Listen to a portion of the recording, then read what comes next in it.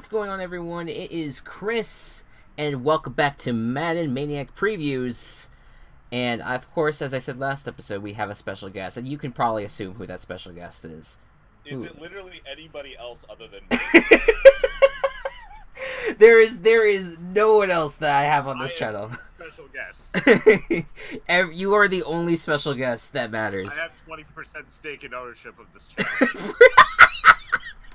That's pretty much the case at this point. That, you know, at this point, you do it like any money that ends up coming out of this channel, half of it has to go to you at this point. I just said 20%, but I'll fucking take yeah, it. no, I know, that's fine at this point. That's the only content I'm creating at this point has you in it 50% of the time, so that's where I'm at. So anyways, guys, welcome back.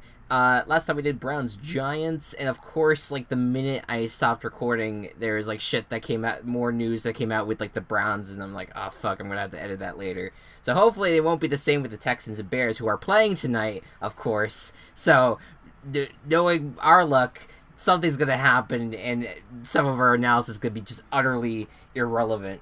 So whatever. Playing games tonight, not playing each other, is what you meant. Yes, no, yeah. The Texans are playing the Niners, I believe, and the Bears are playing the Broncos. The Broncos, yes. So we'll see. We'll see how it goes, and I am prepared to do any post edits if I have to kind of be like, hey, this thing happened. So let us get underway here. I think I could just do spectate. Click on spectate. Yeah, so, and me and Gocubs will join Nice Game. Last time was not a fun game. Browns-Giants was ugly as shit. But I think that was, a lot of it was because they were two very bad teams last year, so they were like, hey, nothing's really changed. Let's just make it the same thing again. So, Exactly. let's hope, you know, if the actual matchup does happen at some point, that it's a little bit less ugly.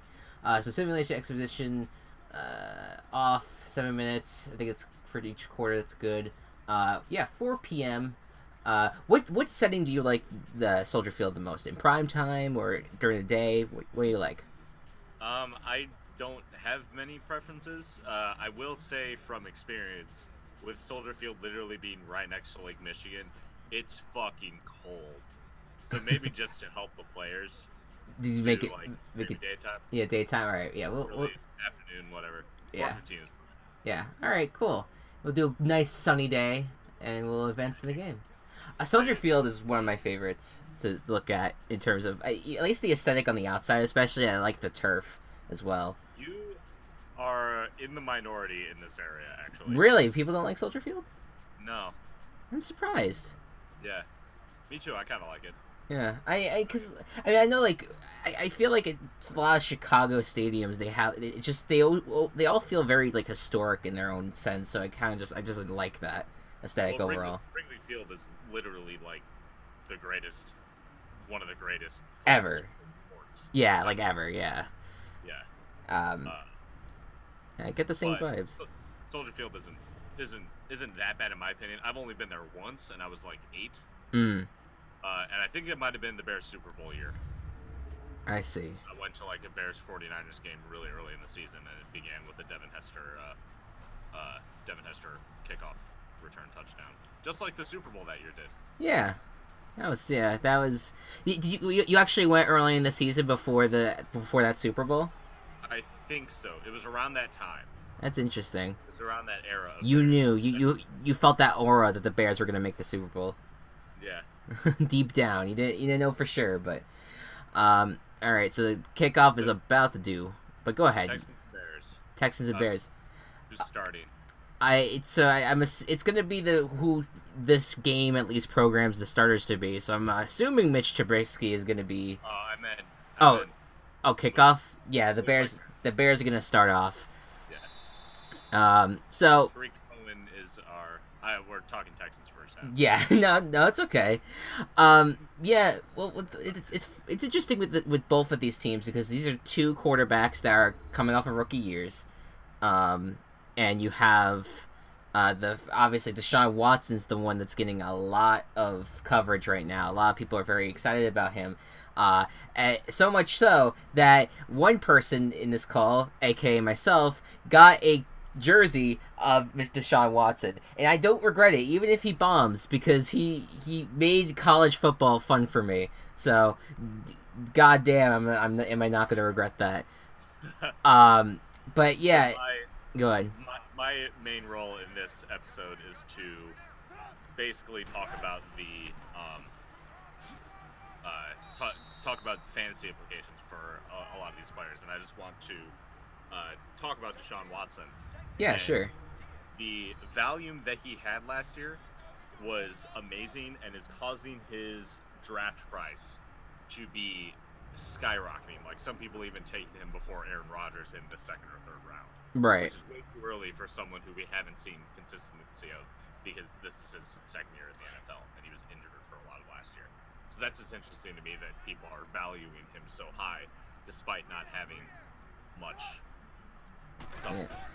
Yeah, and I think you could say that generally for even just the fact that beyond just fantasy football, he made quite a few great plays, ones that really made your jaw drop. He was able to run the ball very well and throw it very like high and deep. You know, he was great, but there is that element of he wasn't incredibly accurate for his first year.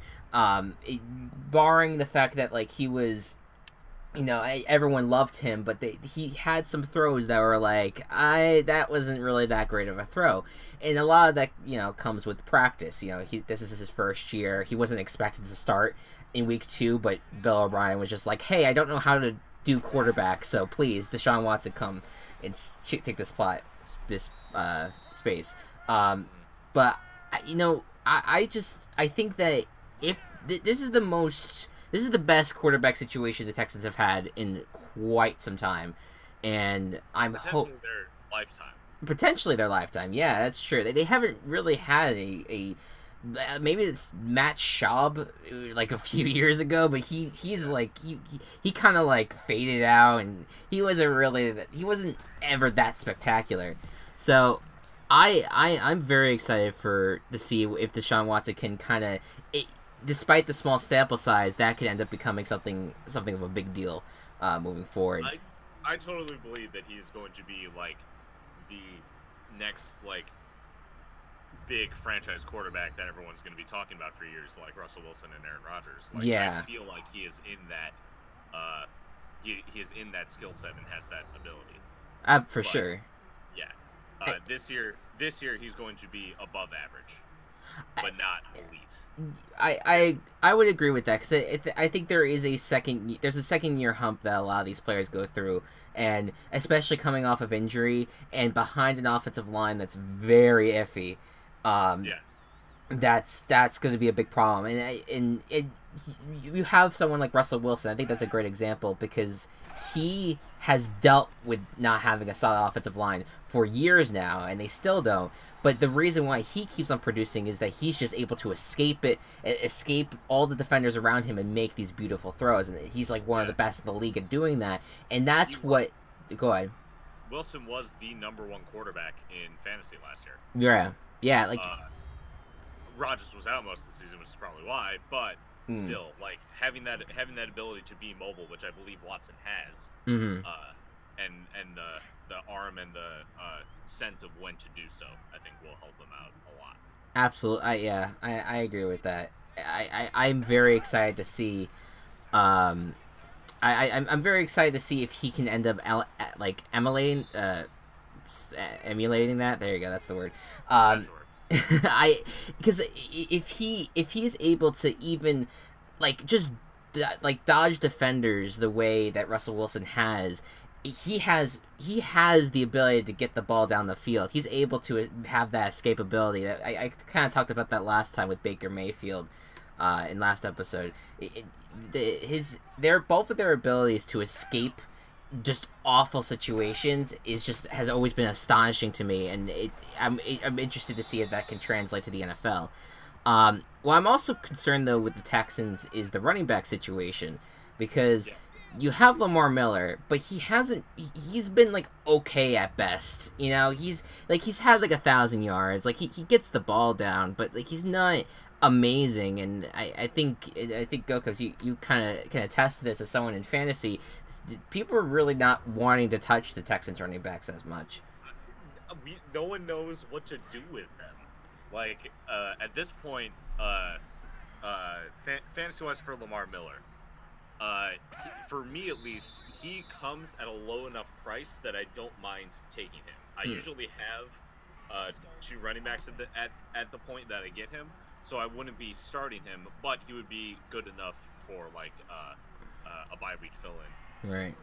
And when last season when Deshaun Watson was healthy and playing, Lamar Miller was doing fantastic. Right. Yeah.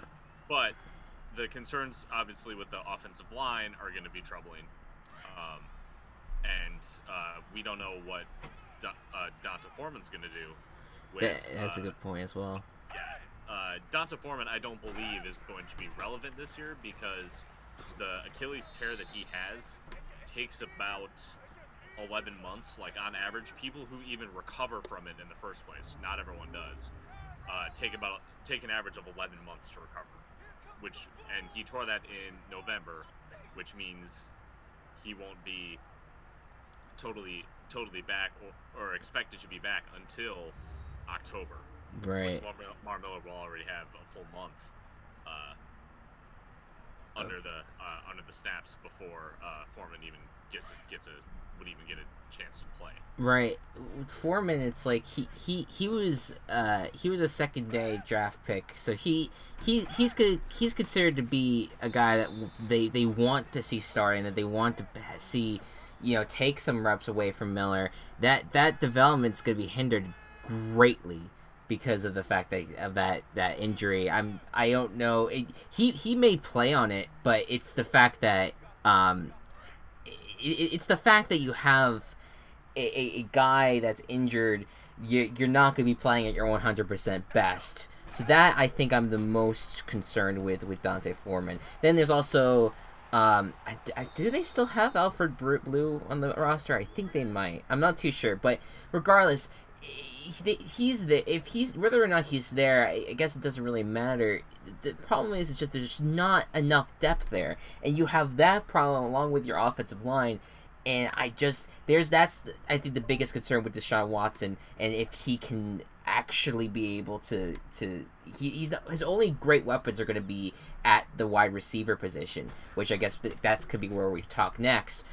One thing I do want to note that helps out the running backs and Watson, I guess too. Yeah. Is that the Texans have the easiest strength of schedule this year. That's fair. Which helps the running backs more so than any other. Yeah, we went through it because I was helping you with some fantasy stuff. We went through and to see what the rushing defenses were last year and how they could have improved this year. And like we went through the Texans and saw like who they faced. I don't know. I mean, obviously the Jaguars are gonna be tough, but right. And they'll have to face the Eagles at one point. So they do have a few tough opponents, but not anything that's going to be like catastrophic for them. No, which is why I think that the running backs are going to be okay this year. Yeah. Despite the terrible offensive line. Right. And then you get to the wide receivers, and you have one of the best in the league. Just want to note that Kevin White is a starter in Madden right now. Oh. Well... You never know. There's hope for him. We'll talk about it in a second. DeAndre Hopkins, he's considered, to me, he's one of my favorite players to watch because of his ability to basically, people refer to it as mossing people because of Randy Moss. Where he just jumps up and just steals the ball out of the air. But he also is one that can make like ridiculous catches, like the one like near the end of the year against the Steelers was insane. So the guy's a playmaker, and he's gonna be a huge freaking help for Watson to getting the ball out. And just as long as you throw it within the area of Hopkins, you could probably get something from him. I'm very curious about the development of Will Fuller as well, seeing how far he's come. He hasn't had an amazing past 2 years, but I think that there is a chance that he could turn things around this year. What's your viewpoint on some of the wide receivers in terms of, I guess, a fantasy perspective? Yeah, so DeAndre Hopkins is just one of those elite, one of the like elite wide receivers, and having even when he didn't have Watson last year, he really stepped up and showed that he's a freak. He Mm-hmm. is extremely talented, and going in the first round, rightfully so, even going really early when it comes to dynasty drafts, just because he's so dependable and he'll be so high scoring, uh, fantasy wise. Mm. The other wide receiver that really captures my interest on the Texans is Will Fuller, Right. because he is the definition of boom or bust. He That has yeah. absolutely huge games, and then games where he doesn't do anything. Yeah, that's what I mean. Like he's shown that he has something there, but it has not come to like fruition where he's like completely always like a star as a wide receiver too. Yeah, he's uh he has the potential, and I hope he reaches that potential, both as another weapon for Watson, and also because I really think that the Texans can be like big contenders this year, Mm. Yeah, which they'll need another wide receiver in order to do that, and Will Fuller is the best of the rest. basically, and they don't. But again, they have a lot of troubles because because of the running back and offensive line, but also tight end. There's not really like a clear tight end starter, there's not one that really stands out. So all that combined, that's like a huge concern right now in terms of what that offense can do, but they haven't gotten that much worse from last year. And considering what happened last year, Watson did play well, and that team played well. So I would be curious as to see how this team can transition to a full year of Watson. See how the offense can adapt to their struggles right now that they don't have a solid anything up front, or in the backfield, and just try to win games that way. It would be very interesting. And right in time as we get to the second quarter, let's move to the defense. So the defensive line is gonna get a big ol' help, because Mr. J.J. Watt's back again, and this poor guy, he's been such a monster in past years, but the last 2 seasons we have not seen a ton from him because of injury, and I am really, really rooting for him to get better and to just wreak havoc again. He's almost like I would say certain at this point he's starting week 1. But the question is he actually going to? I love that the game is cooperating with us right now. I really hope that he can be that dominant right out of the gate. They play the Patriots first, and the Patriots there's some concerns with their offensive line going into the season. They certainly could wreak havoc. JJ Watt could try to wreak havoc in that first game, but again, we'll see how it goes.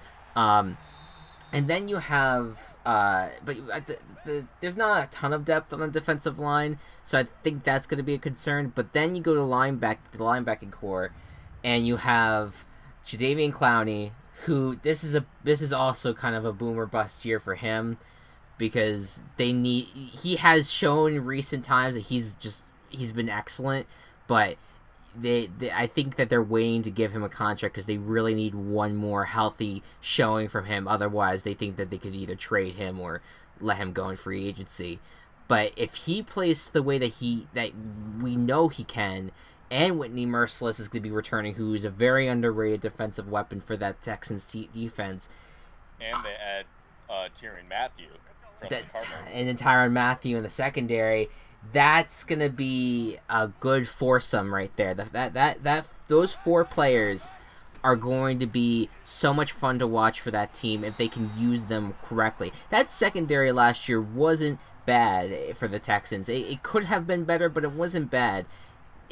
And I think that they did lose a player, unfortunately. I think he's dealing with cancer right now. He's not going to be there this year, but there's still, they have some solid cornerback starters in that group that I just think that if they can just lock down players to the best of their ability on there and let the defensive players up front just destroy the offensive line and destroy the quarterbacks as best of their ability, that defense should be pretty good. But they need to stay healthy. That is the ultimate concern with this Texans team, that there is such a concern with their health, and that's really the main reason why they basically flamed out last year. Only won, I think, one game after Deshaun Watson went, because they lost almost all of their good players, and it's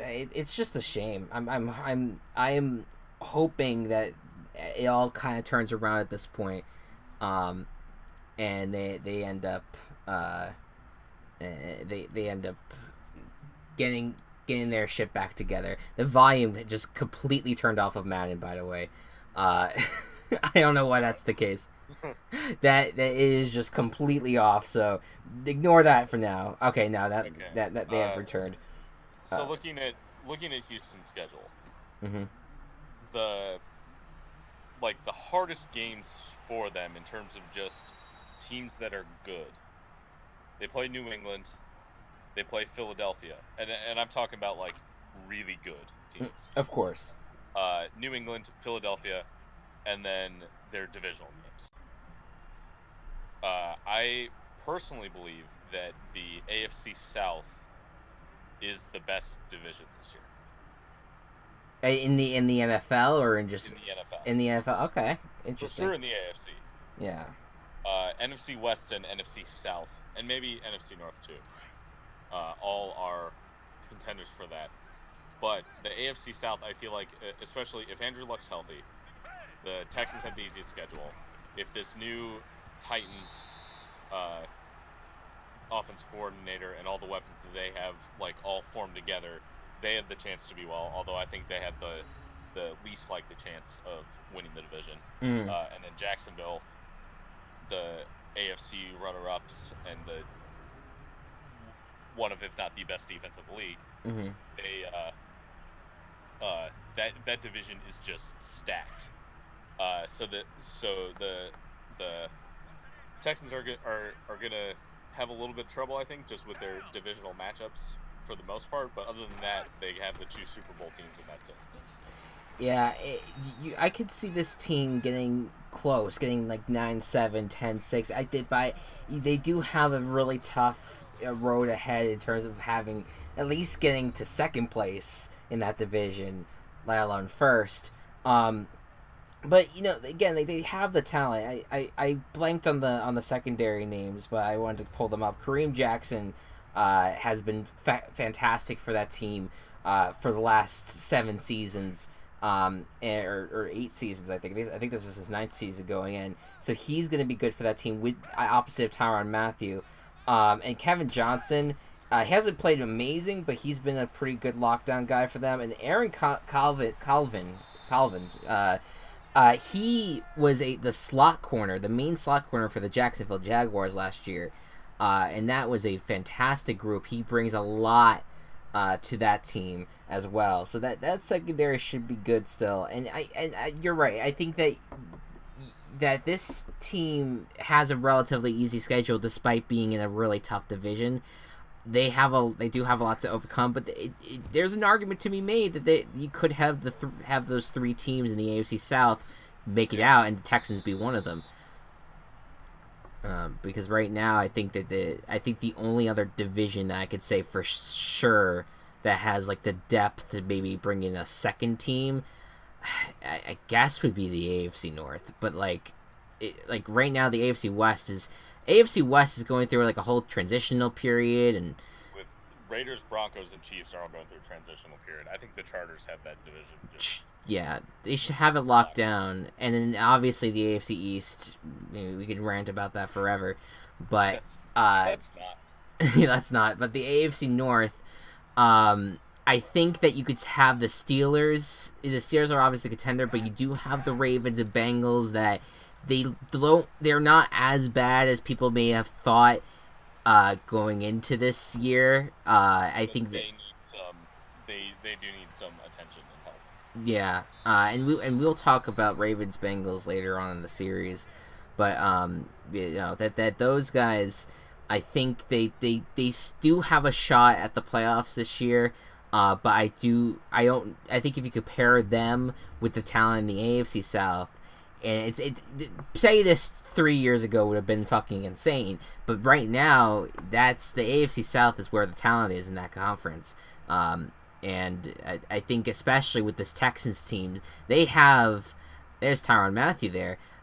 You have just so many like first team all pro talented players on that Texans team alone, and then you add the Jaguars in and the Titans and even the Colts. The Colts I'm very skeptical about, and luckily they're the next episode in terms of how deep their talent goes. But I mean, Andrew Luck is probably still the best quarterback in that division right now, regardless of the fact that he's been out for quite some time. He seems like he's just gonna end up having this seamless transition back into the game. So we'll see how that goes.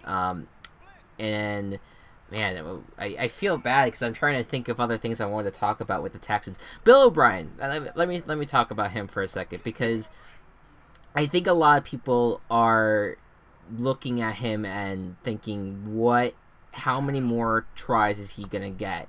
Because he has led this team to the playoffs many times in the last few years, but the fact of the matter is now you're coming off a really rough season, and now division is actually good. And now that you've lost that opportunity to take to take advantage of a weak division and to go 9-7 and still be the number 4 seed. Right, and you've been the best team in the worst division for so many times, and then you've still failed to reach the AFC Championship, reach the Super Bowl, and now you're coming off a 4-12 season where all your talent essentially fell apart, and of course it's not necessarily his fault because of the injuries, but it was not good. And Ryan Griffin, by the way, that's the tight end that I was trying to think of, but he hasn't really shown me that he can be a starting tight end. Maybe as a blocker, could help in the offensive line, but not as a pass catcher. But with Bill O'Brien, I think that this year may be his last. Even if the Texans do relatively well, they're not that bad, but if they don't make the playoffs, I feel like they may be like, you know what? Let's give Deshaun Watson another person that we think could develop under him, and that's when Dabo Swinney comes in and ends up taking the head coaching job with the Texans. No, I'm kidding. I am very much.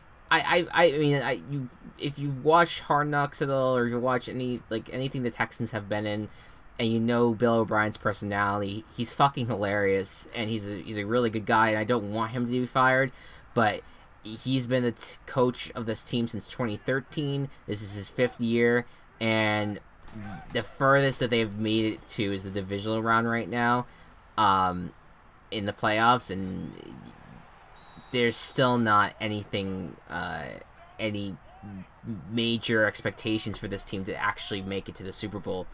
And that's what was supposed to happen. But then at the same time,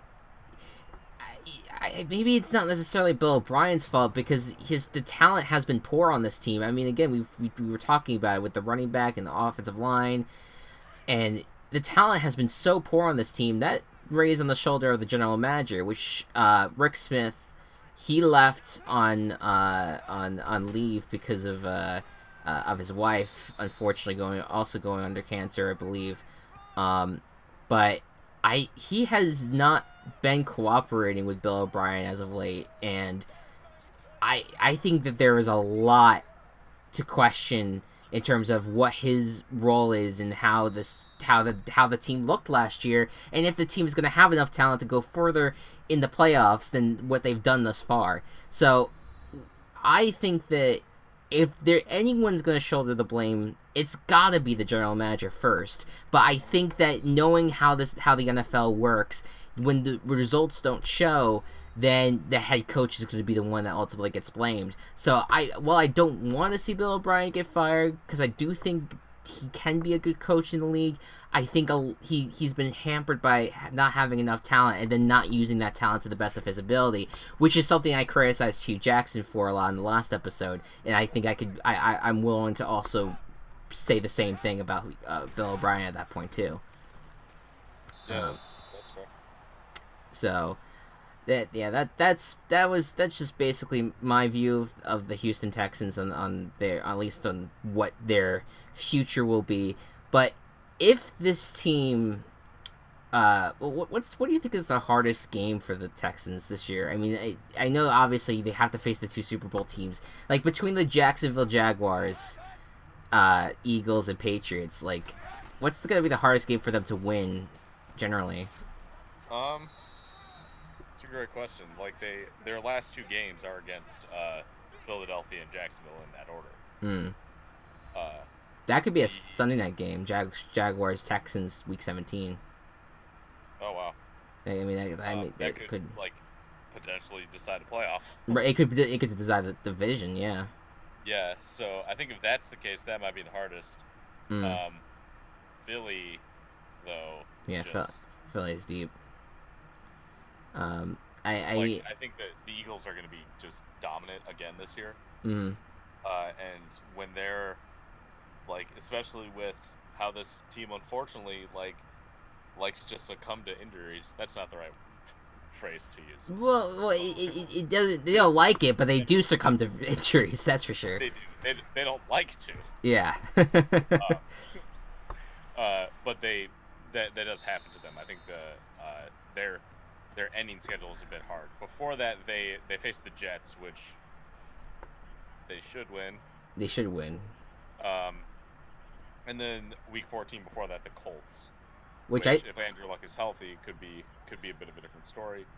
I don't think the Colts defense is that good. Well, yeah, that's the thing. And again, we'll talk about the Colts more, but I don't know with the Colts, and that everyone's saying that Andrew Luck is going to immediately make this team a playoff team. I just don't see it. I don't see the talent on anywhere else on the ball except for maybe at wide receiver and maybe offensive line.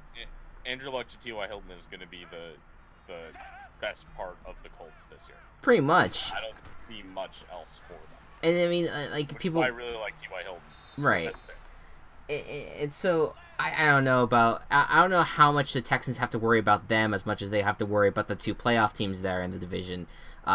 Which is surreal to say that the Jaguars and Titans are playoff teams. It's still all kind of sinking in about with that, but that's who they have to look at right now in terms of who do we get past, how do we overcome this.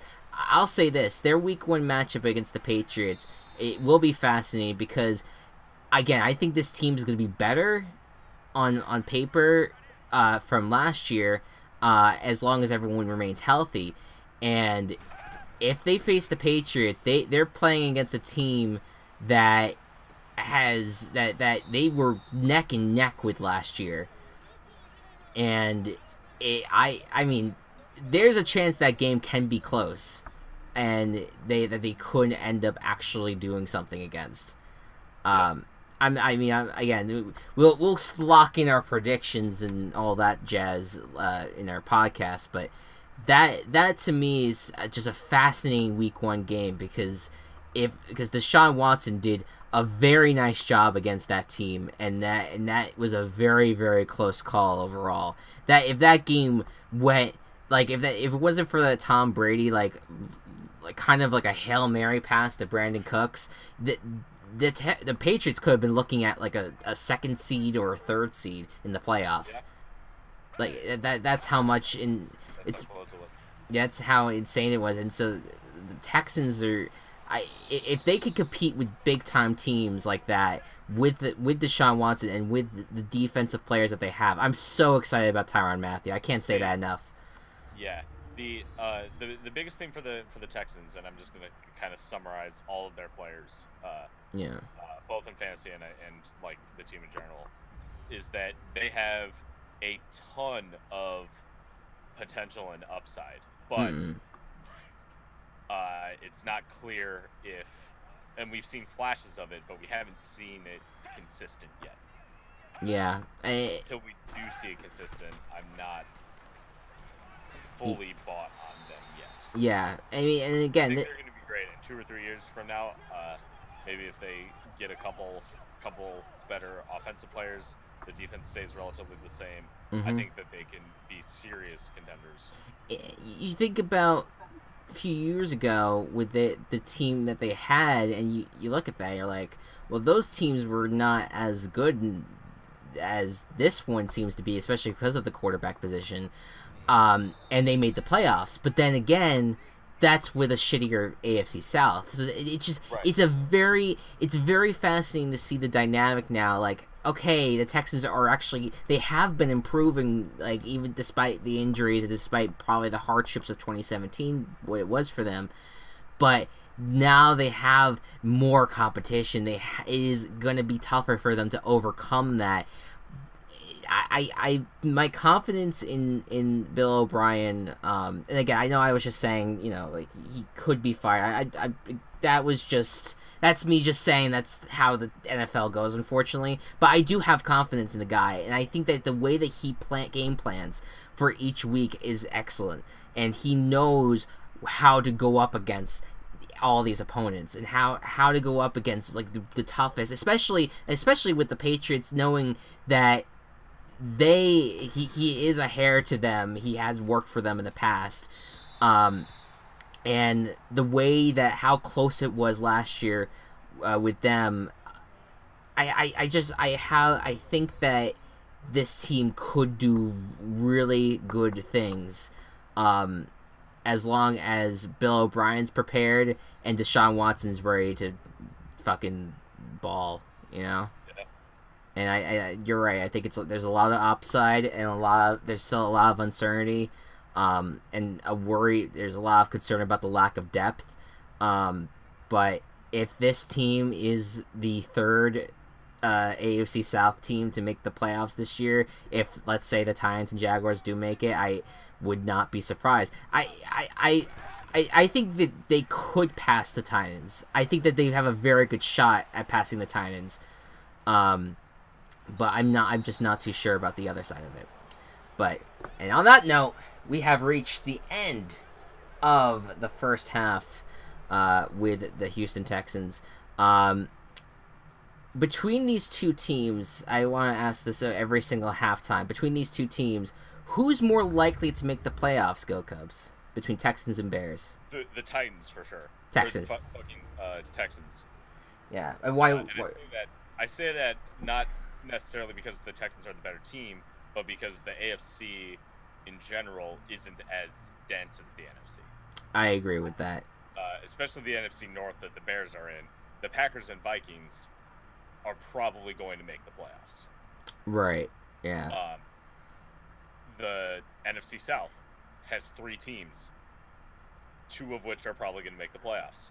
Yeah. The NFC West has the Rams and a few other teams who, if at their best, maybe not the Cardinals. Probably only the Rams from that division, actually. Yeah. And then the East has the Eagles, and then if either Washington or New York steps up.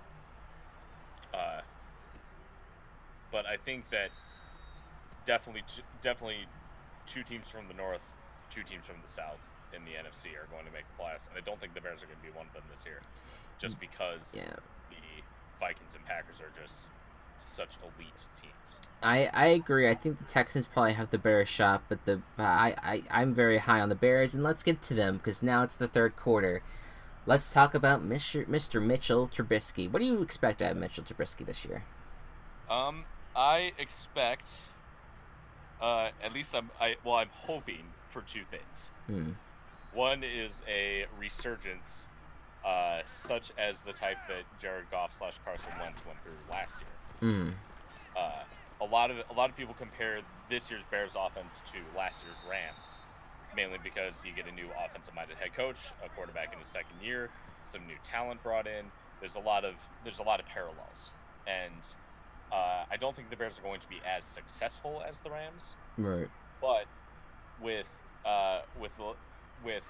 more of a chance for Trubisky to have a leadership role, with him actually having people to pass to, which he did not last year. The Bears ran the fewest passing plays out of any team, because there really just weren't receivers for him to throw to. That's just how it was. Right. With the Bears having some talent this year, I think that Trubisky will have a much better chance of succeeding. He needs to play a lot smarter, because that is something that I've noticed even in the last preseason game, and I hopefully improves a little bit tonight, is that he just doesn't seem smart with how and where he's throwing, and he's not as mobile as I've noticed as compared to Watson, for example.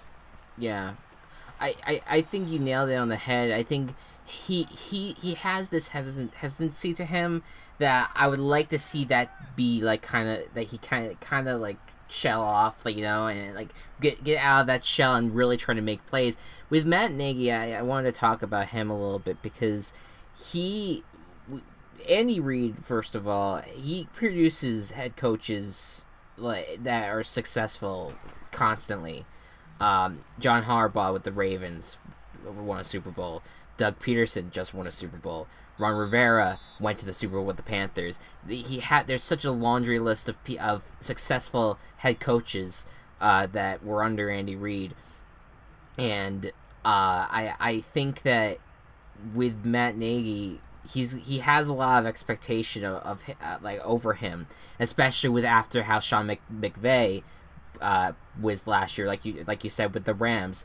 That there's this expectation that the Bears are gonna be this dynamic offense matching that of the Rams. It could happen because we were shocked by the way the Rams played last year, so we could be shocked again, and I'm sure you'd love that. But I mean, right now, if we're gonna temper expectations, I think that you are starting to see a foundation built. It's not complete, but the foundation is starting to be built. And I think with Matt Nagy, someone who took over the play calling down the stretch with the Chiefs, and it stopped them from having a really bad losing streak. It fucked them over in the playoff game, but I think he owns that, and I think that he was sad that how it all ended up turning out, but I think he's going to grow from that. There was a lot of people coming out and be like, well, the Bears just fucking hired a choke artist. I'm like, God, okay, well, you could say that about any you could say that about Bill Belichick in this past Super Bowl. And we know how good of a coach he is. So, let's stop with the whole, oh, one game, oh, he's awful. No, stop. But I'm very high on him. What about the running back situation? So the running back is Jordan Howard. And that's definitely going to be the starter, probably. Yeah. And the reason that I'm saying that is that Jordan Howard is one of the best running backs in the league. He is consistent. He is a talented runner. He can't catch very well. He's been working on that, but he isn't a very good catcher. Well, Tariq Cohen comes in and helps in that department. Exactly. Tariq Cohen is like a jack of all trades. He can do so much, except, in my opinion, I feel like he's just too small to run the football as a traditional running back. Like, he's only 5'8", which is tiny for running back standards. Yeah. But I think that the mix of that talent will allow Matt Nagy to use them in creative ways and different ways to mess with the defenses. And I'm really happy with the talent that both of them have. If Jordan Howard can work on catching better, he's going to be a great support for Trubisky. Yeah. Going forward. You need it. I mean, you need to have a solid foundation at running back, which is why I think it's fair to criticize the Texans for not having someone that's like that could be that star for them. And while I think the Bears, they definitely have that. And I think about the up front, the offensive line, and there was a solid group in 2016. In 2017, it kind of had a drop off, but I wouldn't look at that team right now and say that it's not great right now what's happening up front for the Bears, but it's not awful either. And I think that you're going to see an offensive line that's going to be better because of the talent that's around them, because of Jordan Howard, because of Tariq Cohen, and all that. And Kyle Long will hopefully stay healthy. That's the big thing. The biggest thing. Cody Whitehair's pretty good. Yeah, Cody Whitehair, and Kyle Long, I like. I do like Eric Kush. He's a undrafted guy. I like him as his personality. In terms of the player, I'm hoping that he can prove to be a good left guard, as just someone who, from watching him on Hard Knocks when he was with the Rams, I am rooting for him to do well, but he is slotted to be the starter right now, so we'll see. Hopefully he's able to prove that he can remain on the team in the long term. I think the big concern is right now is just going to see how they're going to be on either ends, and if the blind spot can be protected with the left tackle, and if the right tackle can also block, because that is going to be a concern. But I do think the addition of Trey Burton is going to come in handy, not only as the pass catcher, of course, but he's been a good blocking tight end as well for the Eagles. So I very much think that having him with the Bears is going to be helpful as well. Even Trey Burton, I think is going to be great, and is definite upgrade, and probably the best. Could be potentially the best tight end that we've had since Martellus Bennett. Yeah, that's true. But Adam Shaheen is getting some steam in training camp too. He was our second round draft pick last year. Right. Yeah. So we'll see what ends up happening with both of them. Yeah, right now he's kind of buried in the depth chart behind Deion Sims, but I agree. I thought he had a lot of talent.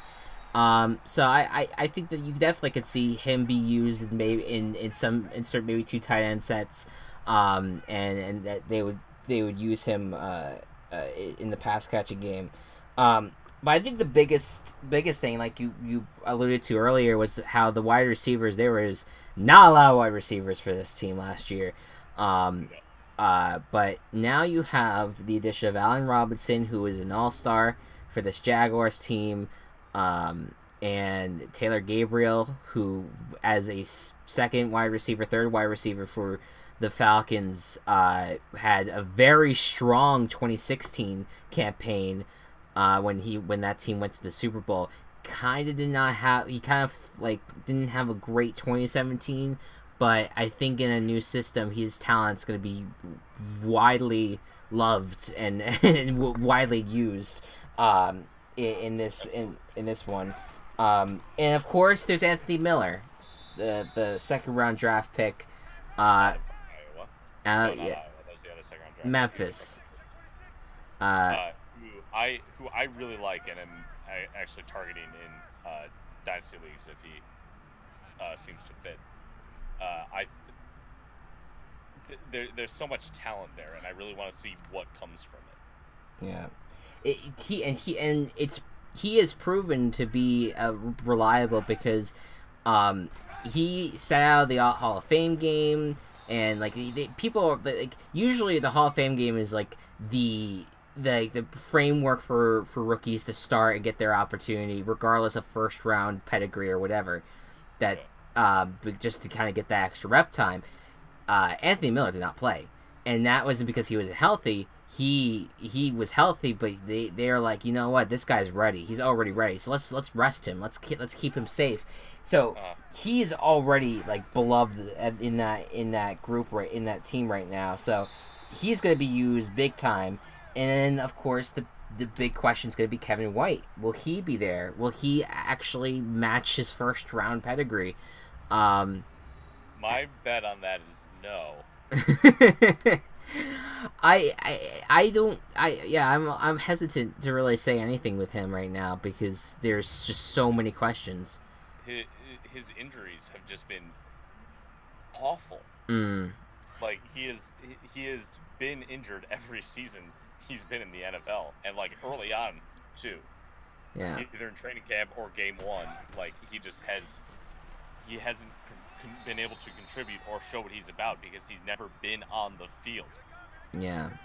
And my big thing is, if I don't even know if you could get any value out of him at this point, because if he is seen as like just if he's like just a guy that's like made out of glass that you throw out on the field and then he's just done after a few plays, that is not someone you can get any value for. You can't even trade like a 7th round pick. So like that's probably where I'm thinking the Bears are at with him. Like, I don't know if he's going to be a long-term answer, but he's might be like, oh, well, maybe we can trade him and get something out of it. But if he's not healthy again, it's going to be a first-round pick wasted. I mean, it kind of already is, but... Oh, for sure. But you have... If you hope to get something out of it, you're going to want to see him have a pretty decent year. And right now, it's just we're not too sure. By the way, check on Madden real quick. I am very much looking at that Tariq Cohen touchdown. Yeah, Tariq Cohen. It's a booth review. I mean, he's in. I don't know, man. Well, I think he breaks the plane. He breaks the plane. Yeah. What if a character model in Madden started doing an obscene celebration and you got flagged? Unsportsmanlike conduct call from it? You didn't control it at all.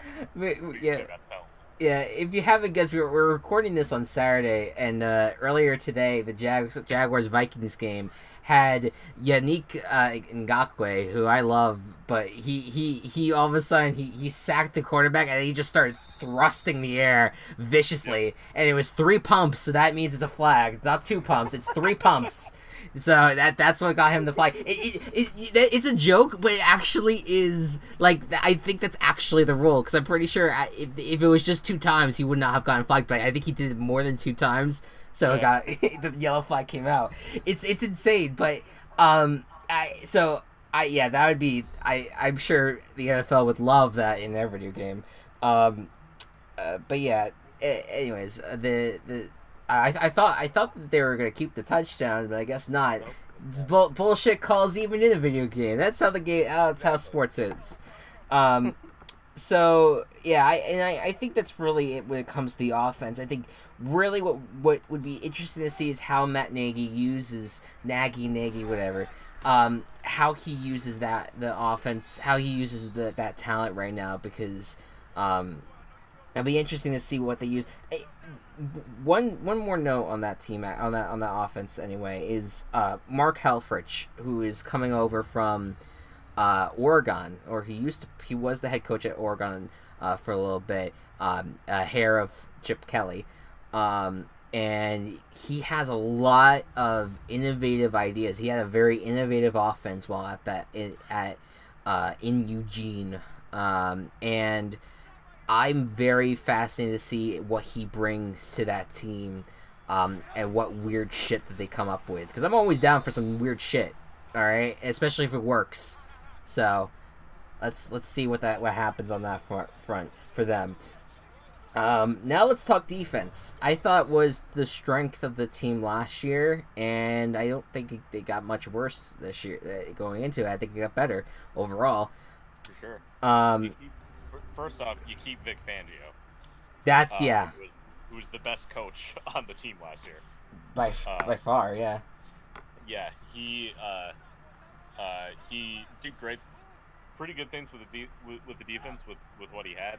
You have now 2 first-round linebackers out of Georgia in Leonard Floyd from 2 years ago, and Roquan Smith from this year, both of which are really great players. Leonard Floyd has some injury trouble, but is still a good player. And Roquan Smith, now that he's on the team, will hopefully contribute a lot to the defense. Yeah. You also have Kyle Fuller, Akeem Hicks. There you go. We got Prince Akamura. Amukamara. That's it. Yeah. I was thinking Akeem Amukamara, which is not right. Yeah. Who are also great players, and I think that there's like one more year under both Fangio and just as a group, and adding Roquan Smith is gonna be a not Vikings Jaguars level defense by any means, but still a above average top 10 defense, I believe. With Roquan Smith, I fell in love with this kid back in the Rose Bowl when he was playing Oklahoma. This kid was everywhere. I call him kid. Whatever. You know what I mean. He's guy, the same age as you. He could beat me the fuck up. I know. Yeah. But no, he flies around the field. He was everywhere in that game. He is rough. He is such a great tackler. And I loved watching him. He was one of my favorite defensive players that I've seen in a college game before. And I think that the Bears got a steal in him. And right now he's not slotted to be a starter, which is expected because he has to probably be in training camp for a little bit longer. Obviously, that was the big storyline with the Bears recently, that he wasn't signed because of some contract language. I didn't really understand why it was taking so long with it. I think the main thing was that the Bears wanted to kind of be able to rip guarantees away from him if he got penalized and suspended. Whatever. It's teams being greedy as usual. But regardless, I am very much looking forward to seeing what his contributions are. Danny Trevathan, I still think is a good player, and he's always in the mix at linebacker with Leonard Floyd, who I think who could make a big leap this year. Yeah. And so that I think that linebacking core is going to be fun, and I'm very much I think that I think about I was talking about the Browns yesterday because of of their linebacking core being so solid, but this group is really good too. Like this is like I think every single starter could be a Pro Bowler this year for all we know, you know. Yeah. And Sam Anko, I think, maybe be the exception, but that he's a veteran. He's going to be a huge part of the team, even if he doesn't make tons of plays on the field. He's going to be probably a good, an influence to that defense generally as a leader. This is a very young team, mm-hmm. and I think that is a good thing for the future. Absolutely. Because in a couple of years with more experience, it's going to be great. I can't wait for them. Hopefully it doesn't blow up in my face like it seems all of my sports teams do to me. Well, you got the Cubs and Blackhawks in recent years, all right? You're good. Yeah, that's true. you got head your head up. Hold your head up. You're good. But no, well, yes, no. With the Bears, you want to finally see them be successful again, and I get that. And Can I go over the Bears schedule if you don't have anything else to add? Just a few more things real quick. Eddie Jackson, I'm very excited about because he had this amazing game against Carolina that really made me think that the Bears secondary could be big this year. And Amukamara I've loved ever since he's been with the Giants, and he hasn't always been the best corner, but he's been a good player, and I think that he'll be a factor. Kyle Fuller, like you said, every year he's in the mix. He's very underrated, undervalued, and I'm glad that they have him on the team. So and he almost made it to the Packers. That was scary. That was a scary moment for the Chicago Bears, but they got him and they keep him. And so yeah, I think the only real weakness for this team right now might be their defensive line, but again, Akeem Hicks. And I think even Eddie Goldman, I think that all of them that will play will be very fun. Would be a benefit that defensive line. I think it will work out. So I like this defense overall. Go ahead with the schedule. Okay, so the Bears actually have a pretty easy start to the year. Week 1 not so much. This is against Green Bay, but after that, Seattle, Arizona, Tampa Bay, bye week, Miami. That's That's really potential 4-1 in the first 6 weeks. Could be. After that, New England, Jets, Buffalo. We faced the entire AFC East in a 4-week stretch. Yeah. Well, I'm gonna be 100% honest with you. The Bears were gonna be the team that I was thinking for Madden. I saw that I was just like, huh. That's interesting. That's weird. It's a weird like mix there. All of a sudden. Yeah. So obviously New England's gonna be hard, but Jets and Buffalo should. No, they should be easy. Should not be that hard. Yeah. Next is Detroit, Minnesota, Detroit. Which is a weird, kind of like back-to-back divisional thing. Detroit. Minnesota's gonna be hard. Detroit could be hard, yeah. If the Bears are firing on all cylinders and are playing at their best, I think that they can win. I think they could win against the Vikings too. We've seen in the past where the Bears, teams that we thought were very shitty, they ended up beating the Vikings randomly, or beating the Packers, not so much the Packers, but the Vikings at least. That all of a sudden they would beat them. You're like, what the fuck? And the Bears did almost beat the Saints last year too. Right. So the Bears, they're always like they're there. They're always in the mix to maybe like upset, you know. That's why I use like firing on all cylinders. Yeah, for sure. When they're at their best, they're great. Mm-hmm. After that, Giants. Yeah, take care of them. Rams and Green Bay right in a row, which that'll be tough. Yeah, and then San Francisco, which is winnable, and Minnesota, which is the last game of the season. Playoffs might be decided by them, but they might not be. So we'll see. So I think the Bears will just on gut feeling. Loss, win, bye, loss. No, that's win. Hold on. Let me start over. I'm just gonna count the number that I think they'll win. I Seattle, think Arizona, Tampa Bay, Miami, Jets, Buffalo, Detroit, Giants, San Francisco. That's a 10-6 season right there.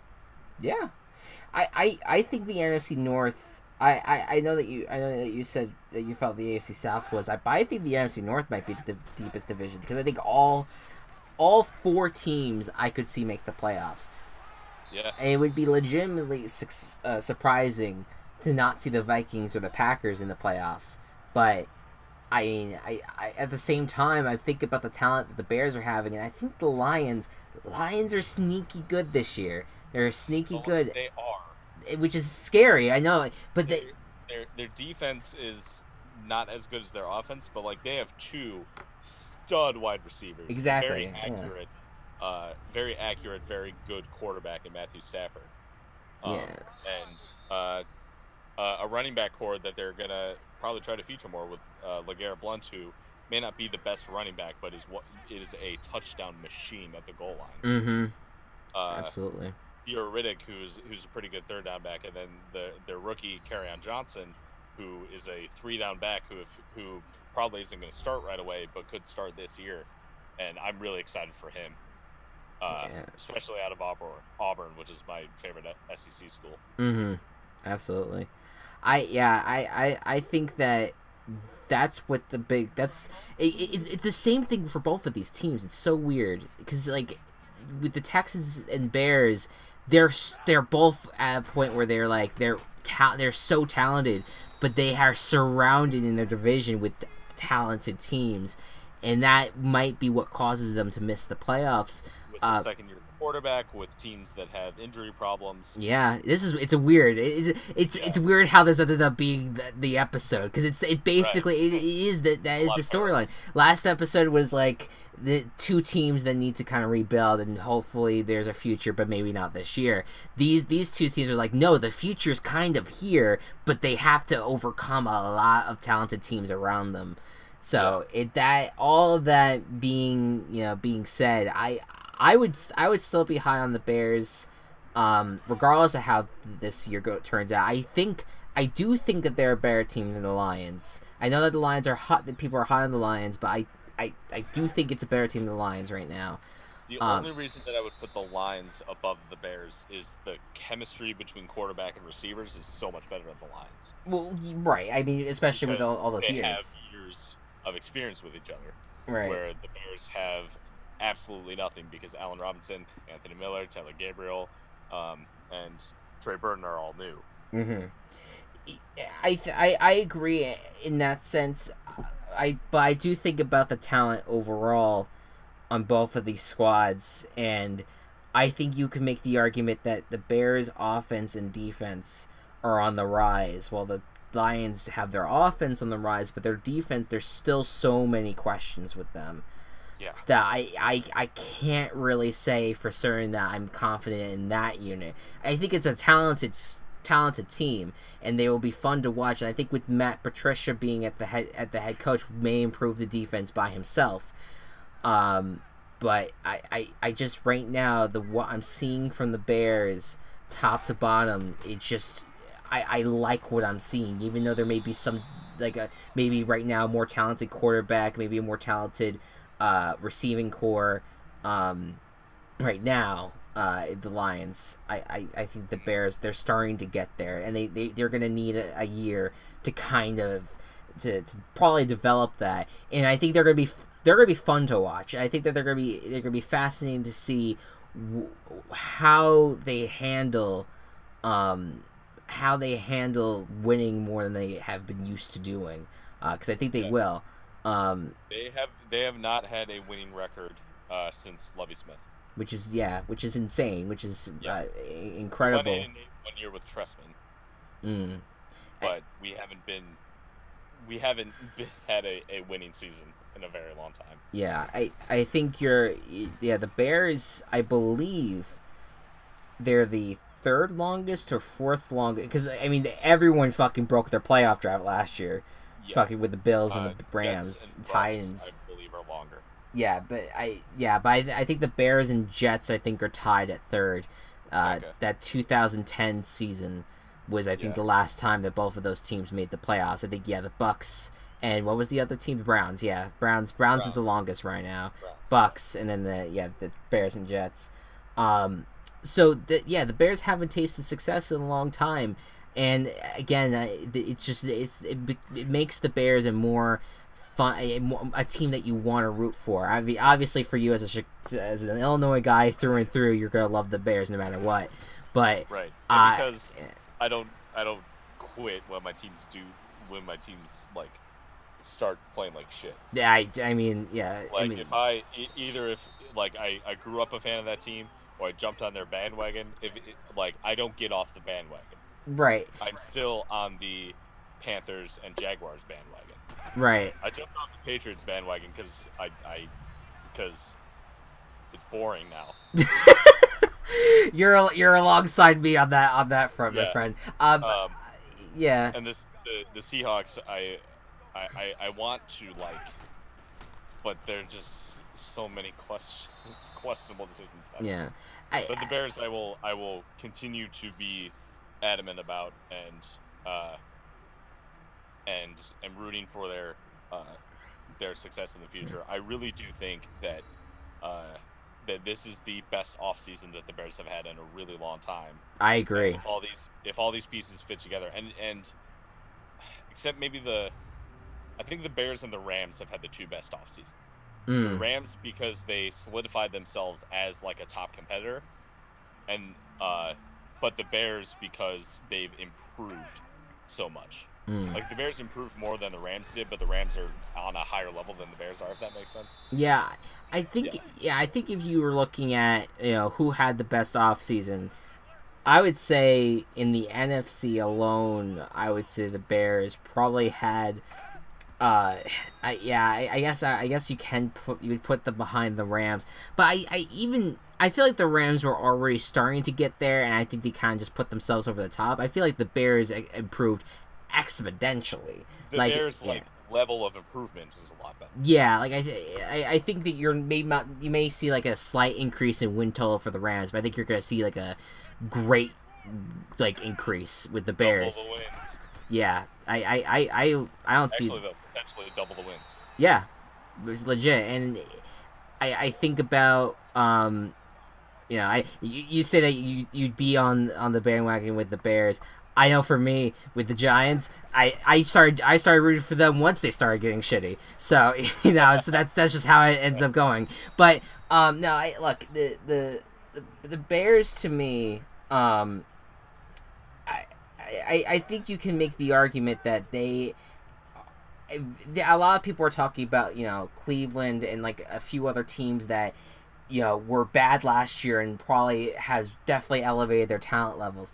But I truly think when it's all said and done that the Bears are going to be looked at and be like, the Ryan Pace made a lot of good moves here, and it's going to be very interesting. Such a different team than it was last year. Yeah. Defense is the same.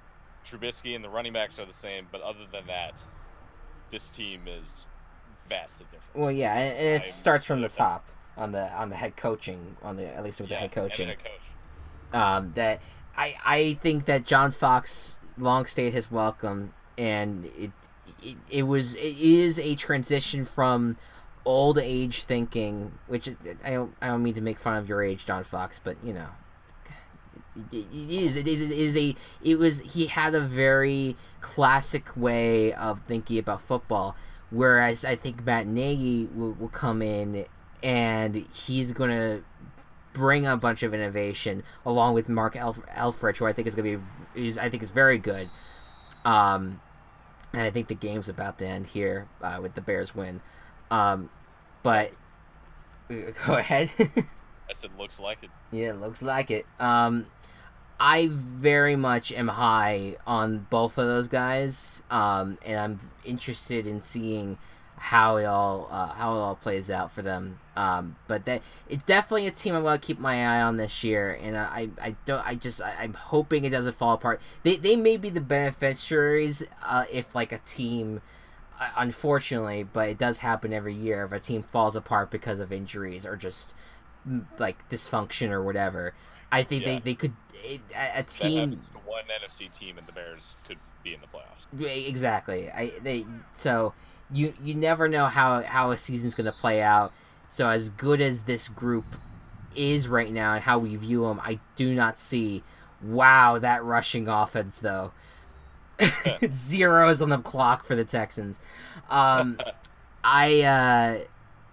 think with the offensive mindset and the defense already knowing each other and all that, I'm very confident that the Bears will at least be the 7th or 8th best team in the NFC and could make their way to being their 6th, 5th, if another contender ends up falling apart.